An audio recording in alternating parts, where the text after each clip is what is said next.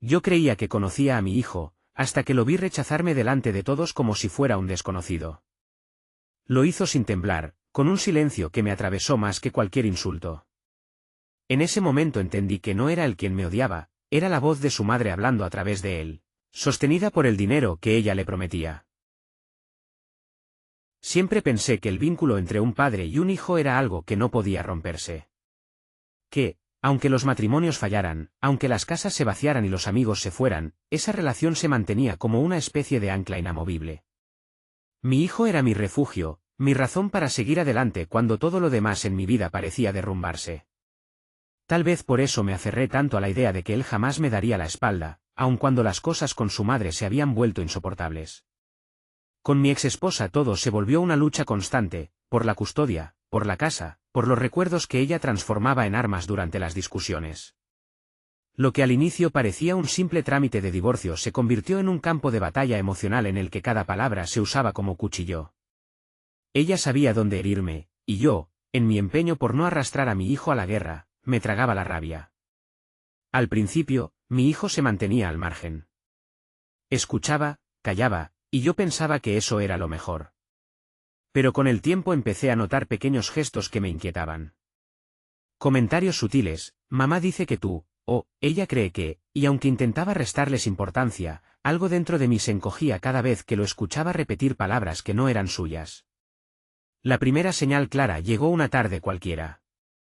Fuimos juntos al supermercado, al cruzarnos con un vecino, noté cómo mi hijo bajaba la mirada cuando me presenté. No me llamó papá. No dijo nada. Fue un instante breve, pero el silencio me pesó como plomo. En ese momento me pregunté si ya estaba empezando a perderlo. Lo que no sabía entonces era que la estrategia de su madre no se basaba en gritos ni prohibiciones directas. Era más sutil, más cruel, le ofrecía privilegios, dinero, pequeños lujos a cambio de mantener distancia conmigo. No lo entendí de inmediato, al principio solo pensé que era una fase, una confusión propia de su edad. Pero cada semana que pasaba, lo sentía más lejano, como si un muro invisible se levantara entre nosotros. Había noches en las que me quedaba despierto recordando cómo solíamos jugar juntos en el patio, cómo corría hacia mí con los brazos abiertos cuando volvía del trabajo. Me preguntaba qué había hecho tan mal como para que ese mismo niño empezara a tratarme como a un extraño. No encontraba respuesta. Y en esa ausencia de respuestas, crecían la culpa y la impotencia. Aún así, me repetía que era temporal. Que tarde o temprano mi hijo entendería, que los lazos de sangre resistirían cualquier manipulación. Me aferraba a esa idea como quien se agarra a una cuerda en medio de un naufragio. Lo que no sabía era que todo estaba a punto de cambiar. Y de la forma más humillante posible, delante de todos. El día comenzó como cualquier otro, sin presagiar lo que estaba por venir. Era un domingo de esos en los que la rutina familiar aún intentaba sostener una apariencia de normalidad. Yo había quedado en pasar por mi hijo para llevarlo a un almuerzo con algunos parientes lejanos. Pensé que, al estar en un ambiente más neutral, las cosas entre nosotros podrían fluir sin la tensión que solía rodear nuestras conversaciones en casa. Lo vi salir del edificio acompañado por su madre. Ella lo despidió con una sonrisa exageradamente dulce, pero sus ojos se clavaron en mí con esa mirada cargada de desafío, como si me recordara que cada minuto con él era una concesión suya. Me limité a saludar con un gesto breve y me concentré en mi hijo. El camino fue silencioso.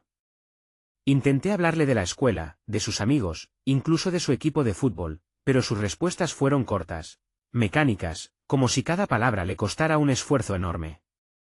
Esa frialdad me atravesaba, pero trataba de convencerme de que era solo un mal día. Al llegar al restaurante, todo parecía transcurrir con normalidad. Mis tíos y primos nos recibieron con abrazos y comentarios amables. Durante unos minutos sentí que quizá las cosas podían mejorar. Pero esa ilusión no duró mucho. En cuanto nos sentamos a la mesa, uno de mis tíos, con la mejor de las intenciones, preguntó en voz alta: ¿Y cómo está tu papá? El silencio que siguió fue insoportable. Mi hijo, en lugar de responder, bajó la cabeza y luego, con un tono gélido, dijo: Él no es mi papá. Las palabras me golpearon como un puñetazo en el estómago. Sentí como el aire se escapaba de mis pulmones mientras las miradas de todos en la mesa se posaban sobre mí. Algunos rieron nerviosamente, pensando que se trataba de una broma pesada. Pero la seriedad en su rostro lo dejó claro, hablaba en serio. Mi corazón latía con violencia. Traté de mantener la calma, de no reaccionar con el impulso que me pedía gritarle que no sabía lo que decía. Pero algo en su mirada me detuvo, no había odio, sino una mezcla de miedo y desafío, como si estuviera cumpliendo con un guión impuesto. ¿Qué quieres decir con eso?, pregunté, intentando que mi voz no temblara. Él no me miró.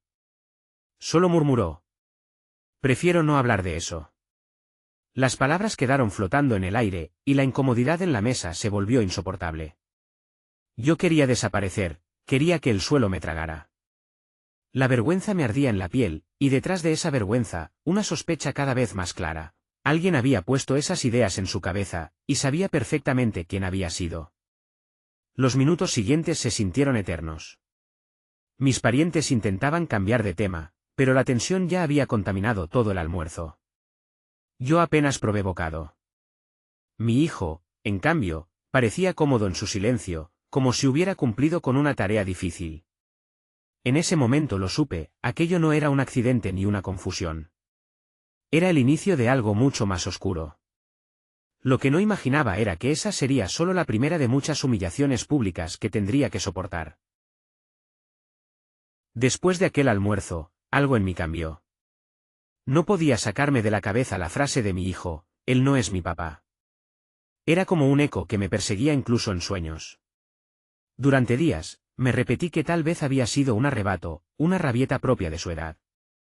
Pero cuanto más lo pensaba, más evidente me resultaba que esas palabras no habían nacido de él. La primera pista llegó en forma de un comentario aparentemente inocente. Lo estaba ayudando con una tarea de matemáticas en casa, cuando de repente me soltó: mamá dice que tú nunca fuiste bueno con los números, que por eso ahora estás como estás. Me quedé helado. Esa frase no sonaba a opinión de un niño. Sonaba a algo que había escuchado, memorizado y repetido como una verdad absoluta. Tragué saliva y le pregunté, con cuidado: ¿eso te dijo tu mamá? Él se encogió de hombros, como si no tuviera importancia. Pero en sus ojos había una chispa de incomodidad, casi como si supiera que estaba cruzando una línea. No quise presionarlo.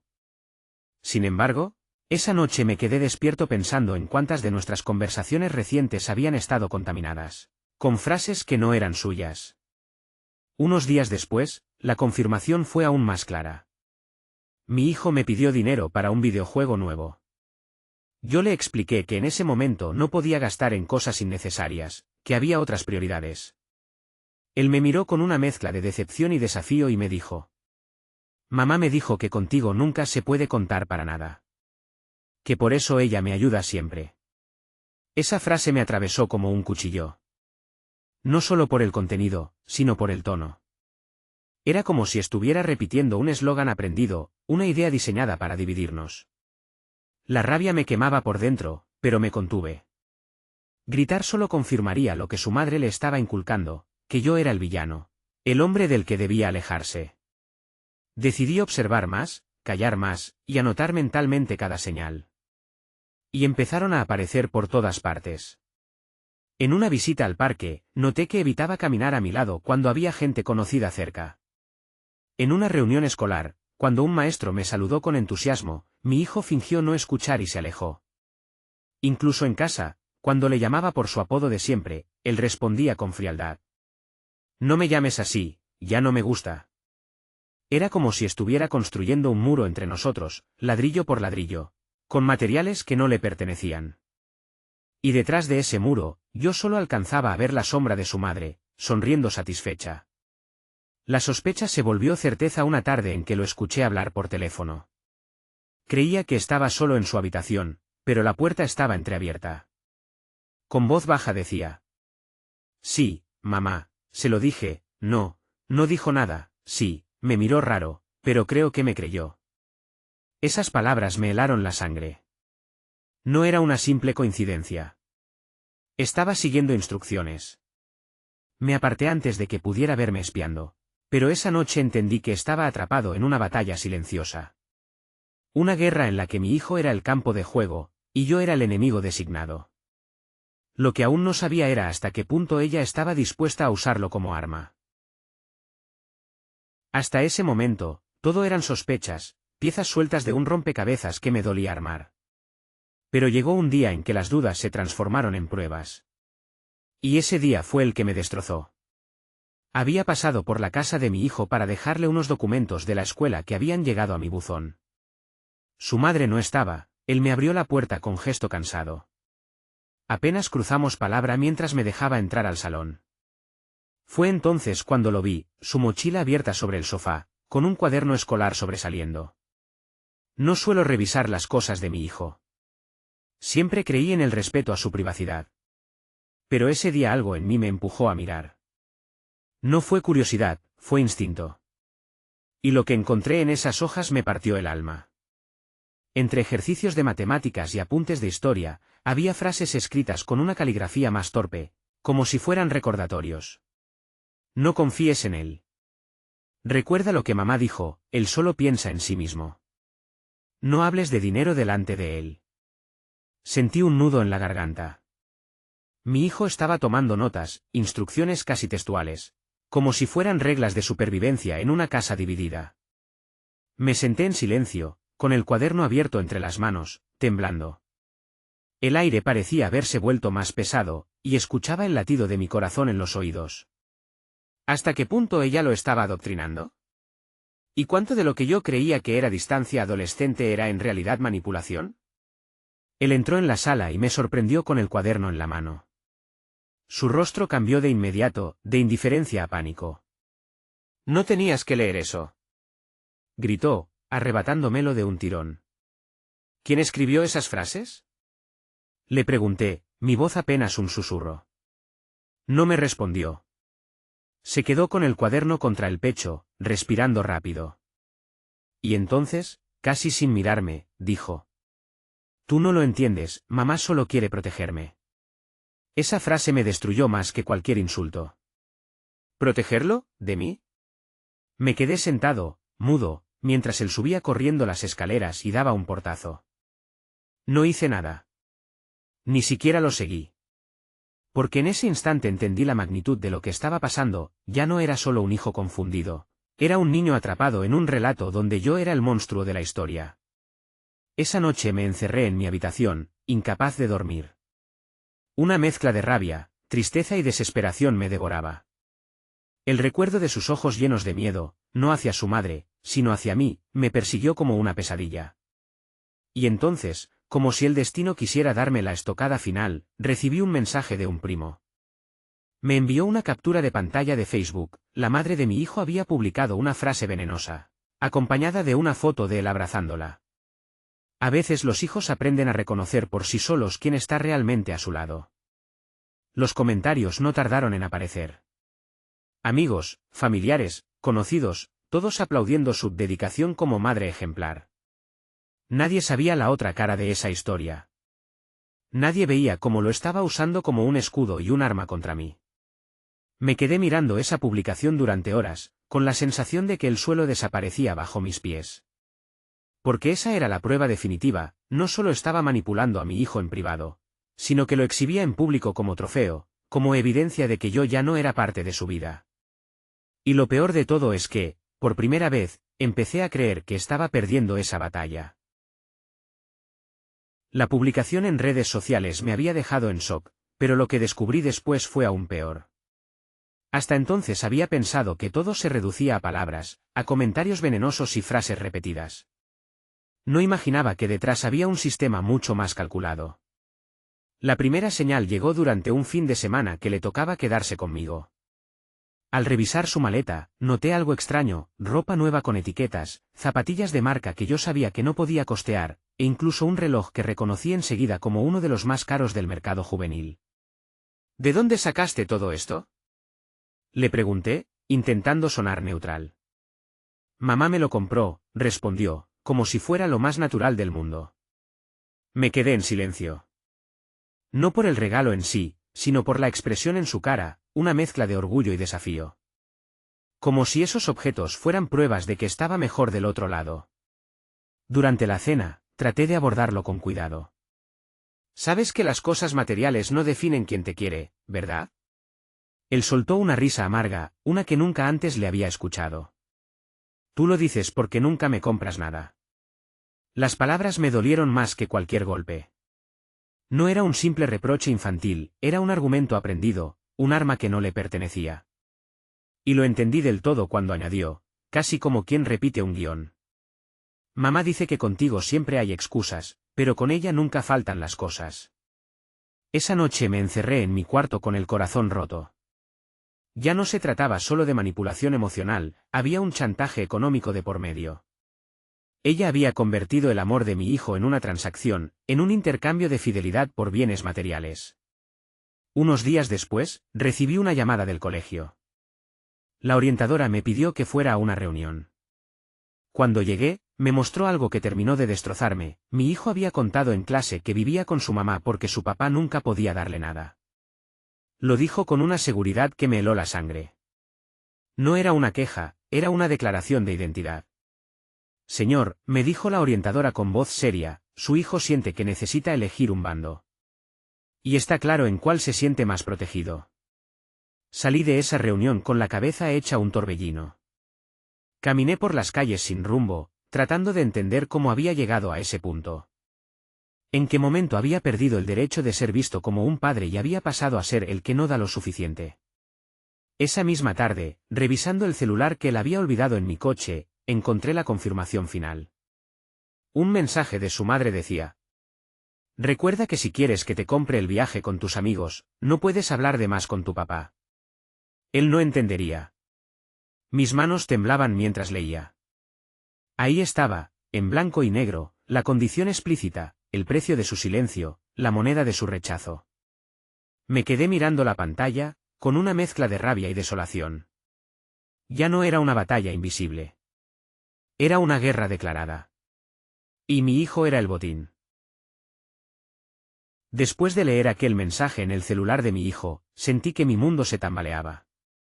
Por primera vez ya no había dudas ni interpretaciones, tenía la prueba de que todo lo que sospechaba era cierto.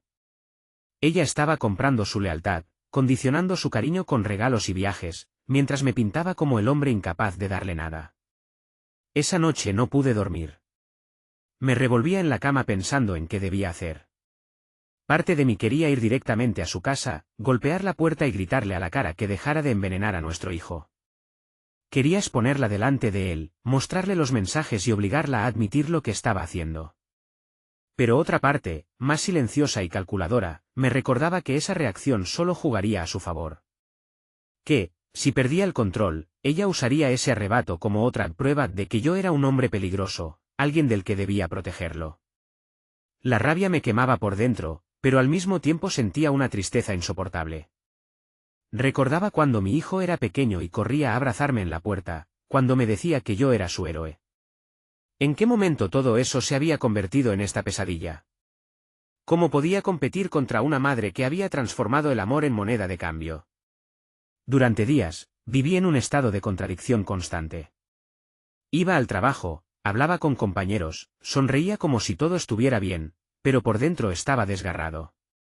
Planeaba escenarios en mi cabeza, confrontarla, denunciarla, hablar con un juez de familia, incluso mudarme lejos para empezar de cero.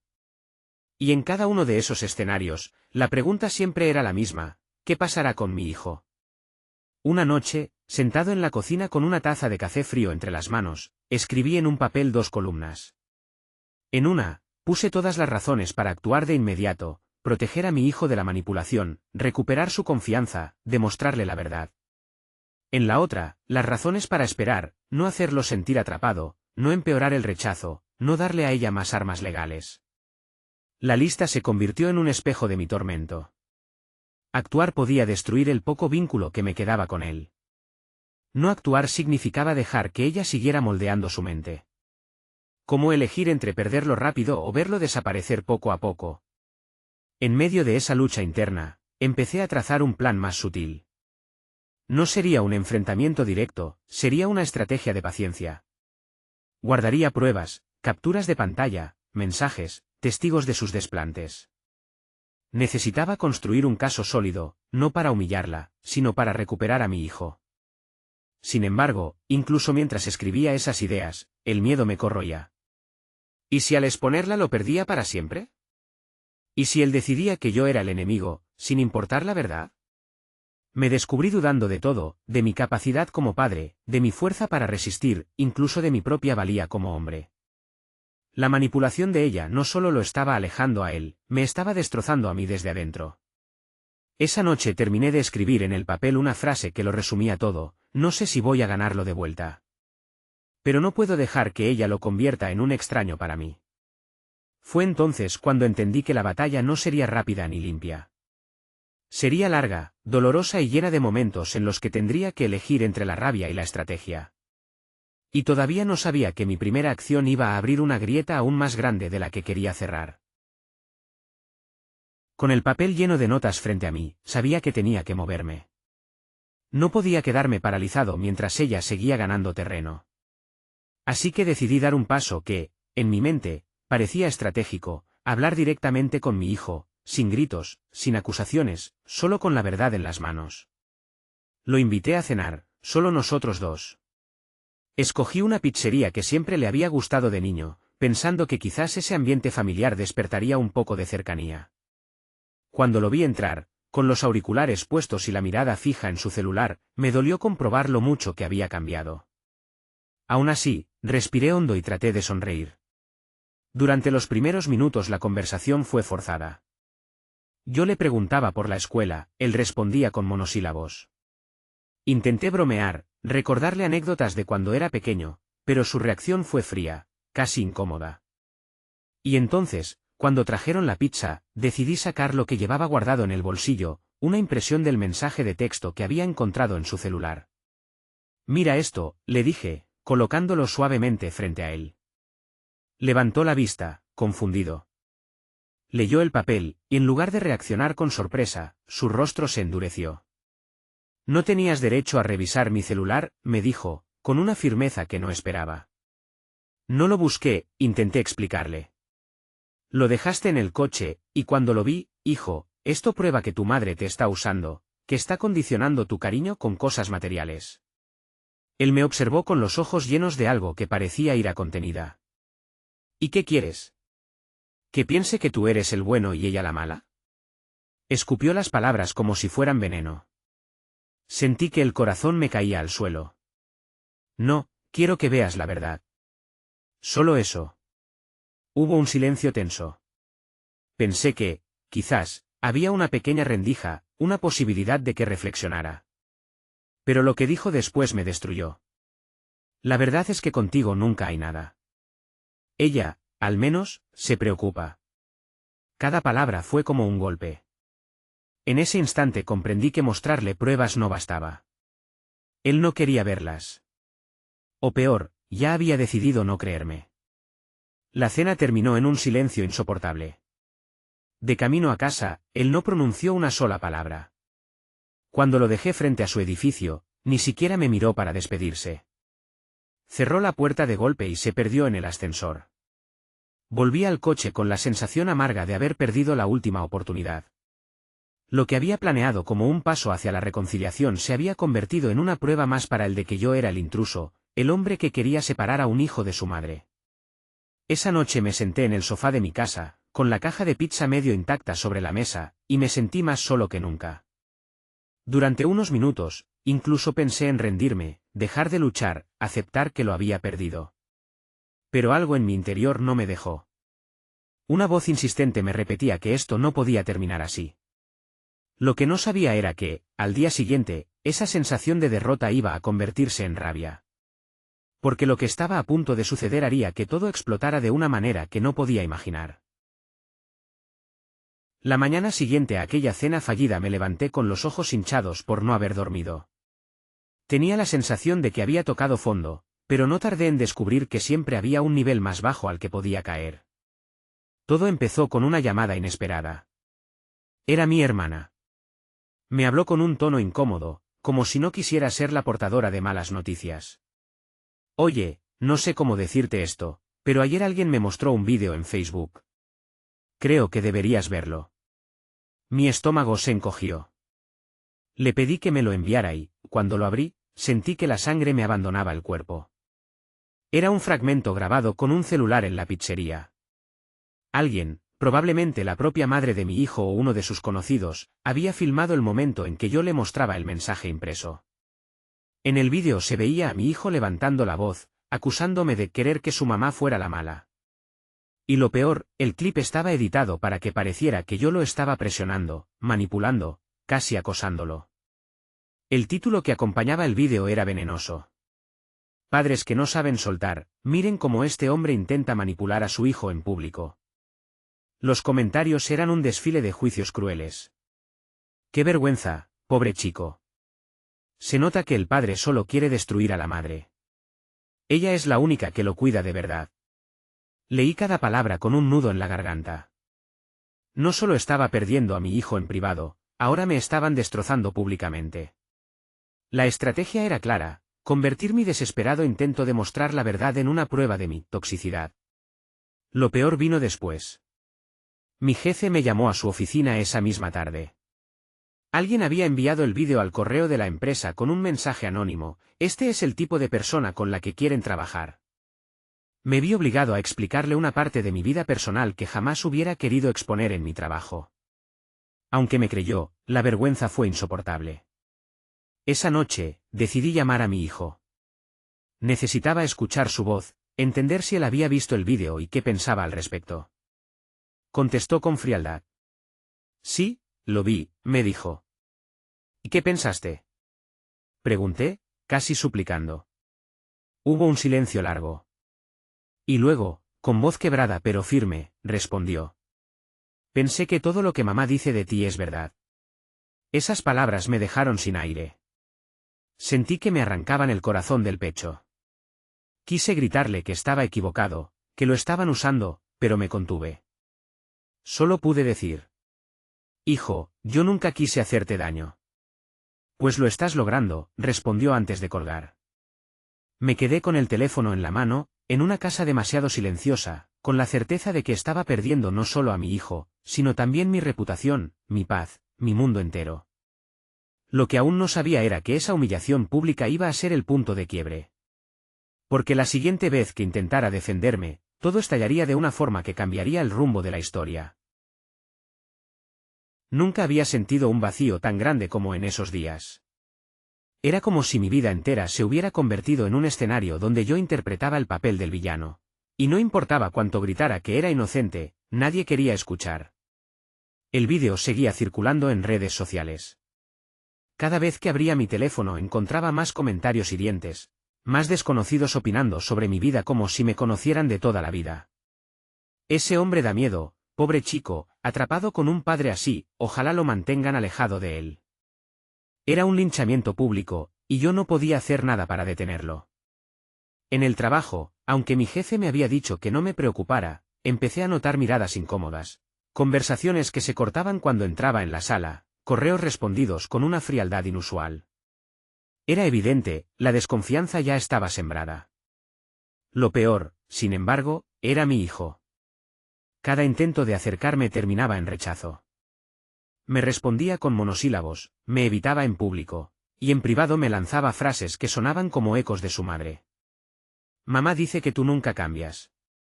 Mamá dice que contigo siempre es lo mismo. Una tarde, después de dejarlo en casa, me quedé dentro del coche, estacionado frente al edificio. No quería arrancar. No quería volver a mi casa vacía.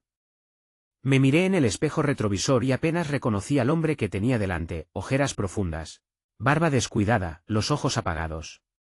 Por primera vez en mucho tiempo, pensé que tal vez lo mejor era desaparecer. Esa idea me asustó más que todo lo demás. Me di cuenta de que había llegado a un punto en el que no solo estaba perdiendo a mi hijo, estaba perdiéndome a mí mismo. Esa misma noche recibí un mensaje de mi hermana. Me pidió que pasara por su casa porque quería hablar conmigo. Cuando llegué, me recibió con un abrazo largo, de esos que uno no sabe cuánto necesitaba hasta que lo recibe. No puedes seguir así, me dijo con lágrimas en los ojos. No puedes dejar que te destruyan. Le conté lo que sentía, la impotencia, la rabia, la tristeza. Le confesé que estaba cansado de pelear contra un muro, de ser visto como el enemigo de mi propio hijo. Y entonces ella me dijo algo que me hizo pensar. Si de verdad quieres recuperarlo, no lo lograrás defendiéndote. Tienes que mostrarle quién eres, con pruebas, con acciones, con hechos que contradigan todo lo que le dicen. Me quedé en silencio, asimilando sus palabras. Tenía razón. Hasta ese momento había estado reaccionando, apagando incendios, tratando de justificarme. Pero nunca había tomado la iniciativa. Esa noche, al volver a casa, escribí en un papel una sola frase: no voy a rendirme. Voy a demostrar la verdad, aunque sea lo último que haga. La desesperación seguía ahí, pero algo había cambiado. La oscuridad que me había rodeado empezó a convertirse en determinación. Porque si había algo que aún me quedaba, era la certeza de que yo conocía a mi hijo mejor que nadie. Y sabía que, tarde o temprano, iba a necesitar ver quién estaba realmente de su lado. Lo que no imaginaba era que el primer paso para demostrarlo iba a desencadenar la confrontación final. El día de la confrontación llegó casi sin que yo lo buscara. Fue el colegio el que lo precipitó todo. Recibí una llamada de la directora. Había un conflicto con mi hijo y querían que ambos padres estuviéramos presentes.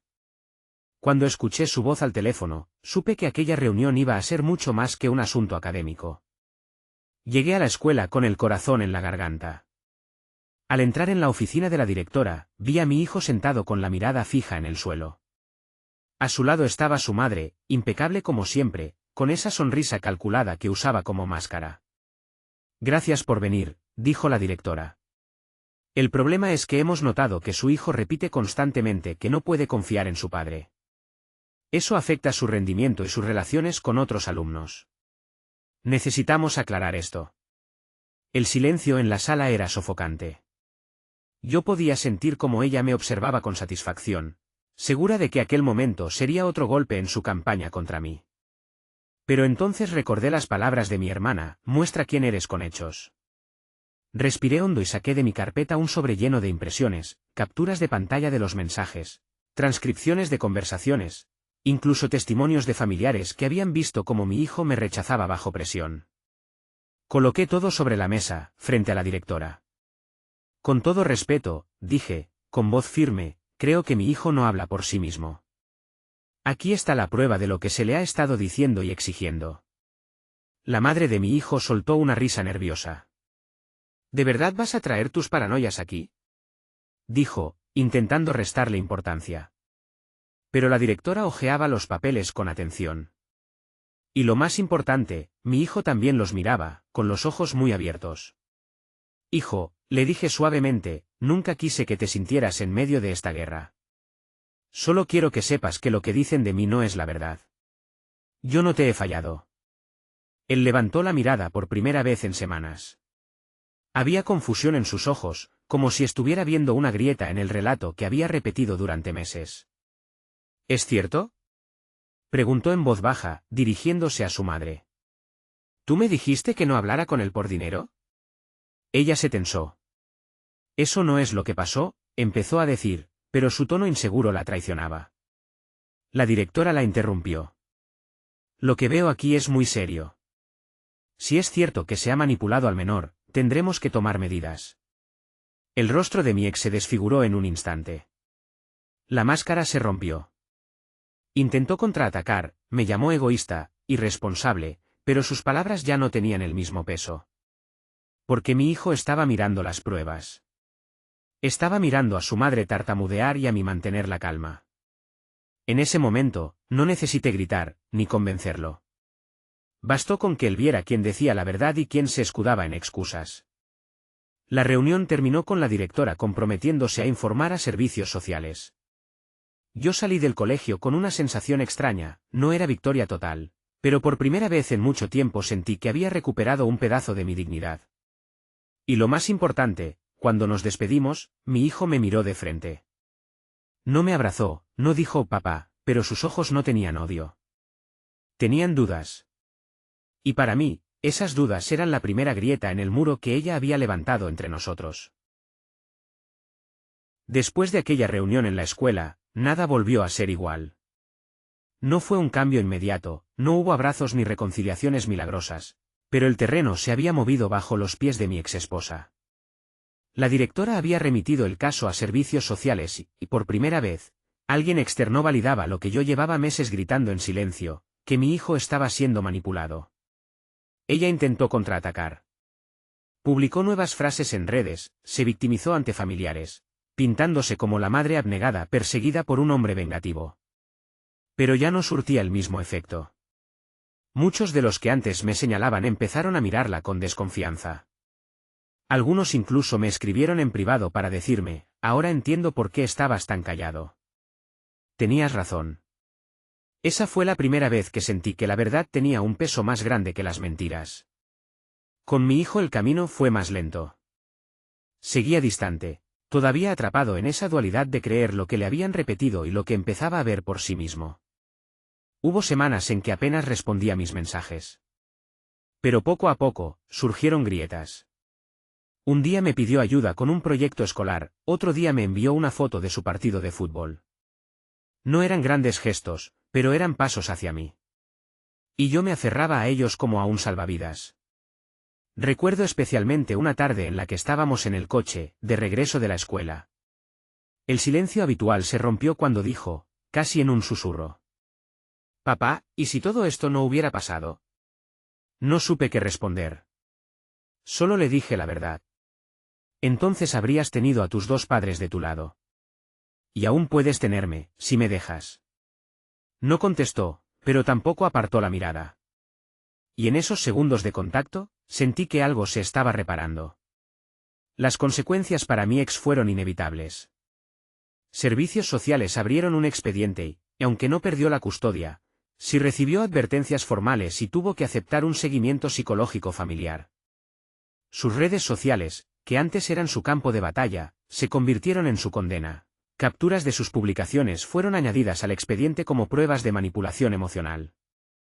Y su reputación, esa que había usado como arma, empezó a derrumbarse poco a poco. Yo, por mi parte, recuperé algo más que mi dignidad. Recuperé mi voz. Aprendí que defenderse no es gritar más fuerte que las mentiras, sino dejar que la verdad hable cuando llega el momento adecuado. Hoy, meses después, mi relación con mi hijo sigue en construcción. No voy a mentir, todavía hay distancia, todavía hay heridas. Pero ya no me rechaza en público, ya no me mira con odio. Hay dudas, sí, pero las dudas abren la puerta a la verdad. Y lo que más me reconforta es que ya no tengo que probar nada con palabras. Lo único que puedo hacer es estar ahí, demostrar con hechos lo que siempre fui, su padre. A veces pienso en todo lo que pasó y me pregunto si valió la pena la humillación, la soledad, las noches sin dormir. Y la respuesta es sí. Porque aunque la batalla fue cruel, me enseñó que incluso en los momentos más oscuros, la verdad tiene un poder que ninguna mentira puede sostener para siempre. A veces las batallas más duras no se libran en tribunales ni en redes sociales, sino en el silencio de un hogar roto. Mi historia no trata solo de un hijo manipulado o de una madre que decidió usar el dinero como arma. Trata de algo más profundo, de cómo la confianza puede quebrarse, de cómo el amor puede ponerse a prueba hasta el límite, y de cómo, aún así, uno puede levantarse y seguir adelante. Si alguna vez te han hecho sentir que eras el villano en tu propia vida, quiero que recuerdes esto: la verdad no siempre gana rápido, pero nunca se apaga. Cada pequeña grieta en la mentira abre camino a la justicia. Gracias por acompañarme hasta el final de este relato.